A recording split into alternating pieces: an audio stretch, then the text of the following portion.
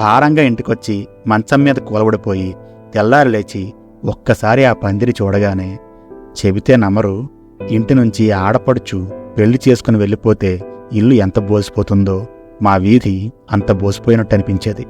దూర ప్రాంతాలకి ఉద్యోగం కోసం వెళ్ళిపోయిన అన్నయ్య ఖాళీ చేసిన గదిలా ఒక రకమైన స్పేస్. అందరం ఆ పందిరి విప్పుతూ గణేశుణ్ణి బాగా మిస్ అయ్యేవాళ్ళం. 9 రోజులు 9 సెకండ్లా అయిపోయేవి.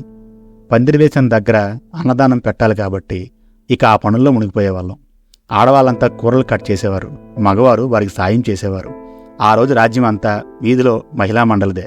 వారు ఏది చెప్తే అది తూచా తప్పకుండా చేయడం, వారు ఏది చెప్తే అది తేవడమే మా పని.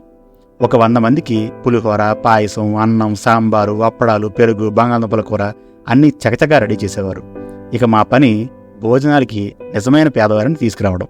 రిక్షా వాళ్ళని, చిన్న చిన్న పని చేసుకునేవారిని ఆపి మరీ భోజనానికి తీసుకొచ్చేవారు. వీధిలో కూరగాయలు అమ్మేవారిని కూడా వదిలేవాళ్ళం కాదు. అందరూ ఆ రోజు అక్కడ తినాల్సిందే. కొందరు పేదవారు పార్సిల్ కట్టమంటే అది కూడా చేసేవాళ్ళం. చివరగా అందరం కూర్చొని ఎంత మిగిలితే అంత, సరిపోకపోయినా సర్దుకుంటూ ఆ స్వామి మహాప్రసాదంగా తినేవాళ్ళం. వండుతున్నప్పుడు